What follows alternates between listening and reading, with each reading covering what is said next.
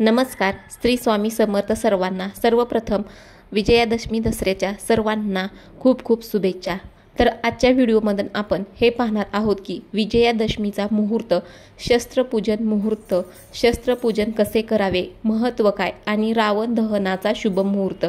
तरी व्हिडिओ हा स्किप न करता शेवटपर्यंत नक्की पहा. हिंदू धर्मामध्ये दसऱ्याला खूप जास्त महत्त्व आहे. हे अधर्मावरती धर्माच्या विजयाचं प्रतीक आहे. दरवर्षी अश्विन महिन्यातील शुक्ल पक्षाच्या 10व्या दिवशी हा सण साजरा केला जातो. भगवान रामाने लंकेचा राजा रावणाचा वध केला आणि माता सीतेला मुक्त केलं. या निमित्ताने दरवर्षी रावण, कुंभकर्ण आणि मेघनाद यांच्या पुतळ्यांचे दहन हे केलं जाते. उत्तर भारतामध्ये हा सण मोठ्या थाटामाटात साजरा केला जातो. या दिवशी देवी दुर्गेने महिषासूर राक्षसाचा वध केला होता. म्हणूनच या सणाला विजयादशमी असेही म्हणतात. या दिवशी शस्त्रपूजनही केलं जातं. यावर्षी 2 ऑक्टोबर रोजी दसरा हा साजरा केला जाणार आहे. या दिवशी अनेक शुभ योग निर्माण होत आहेत. दसऱ्याच्या दिवशी आपट्याची पाने देऊन शुभेच्छा दिल्या जातात. तर 2025चा दसरा हा दशमी तिथी 1 ऑक्टोबर 2025 रोजी संध्याकाळी 7:20 सुरू होत आहे आणि 2 ऑक्टोबर 2025 रोजी सायंकाळी 7:10 संपणार आहे. त्यामुळे दसरा उत्सव हा गुरुवारी 2 ऑक्टोबर रोजी साजरा केला जाईल. तर विजयादशमी दसऱ्याला शस्त्रपूजन करण्याला खूप जास्त महत्त्व आहे. या दिवशी शस्त्रपूजन केले जाते. यावर्षी दसरा हा गुरुवार 2 ऑक्टोबर रोजी आहे. दसऱ्याची अश्विन शुक्ल दशमी तिथी 2 ऑक्टोबर रोजी संध्याकाळी 7:10 आहे आणि त्यानंतर एकादशी तिथी आहे. दसऱ्याच्या दिवशी विजय मुहूर्तावरती शस्त्रांची पूजा केली जाणार आहे. तर यावर्षी दसऱ्याला शस्त्रपूजनाची वेळ मुहूर्त हा दुपारी 2:27 सुरू होत आहे.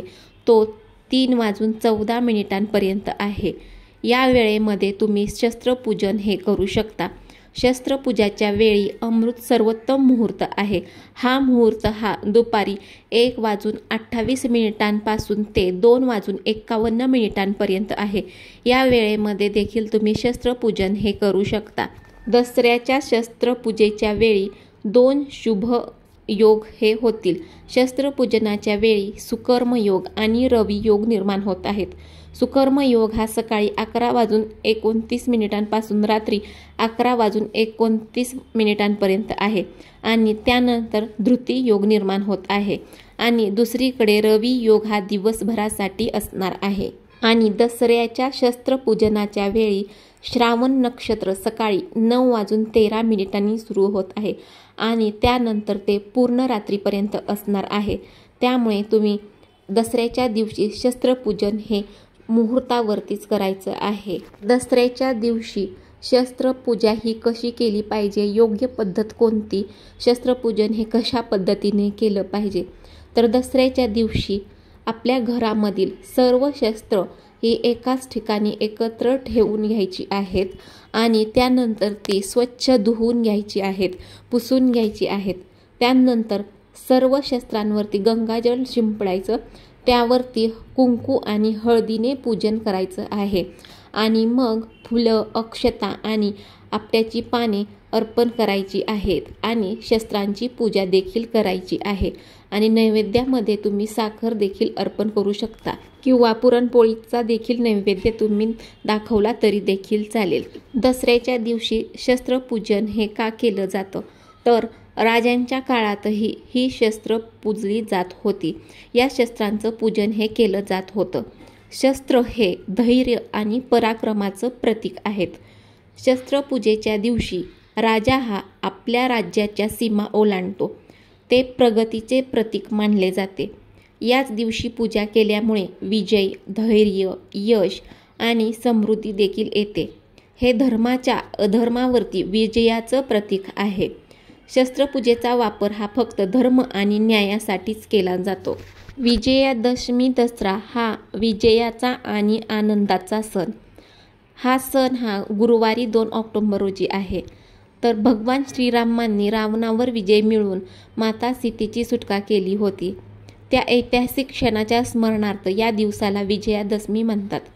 दश अधिक हरा म्हणजे 10 डोकी असलेल्या रावणाचा नाश करून या सणाला दशहरा हे नाव मिळाले. नवरात्राचा 10वा दिवस म्हणून या दिवशी देवी दुर्गेच्या प्रतिमांचं विसर्जन देखील केलं जातं. दसरा या दिवसाचं धार्मिक महत्त्व काय आहे?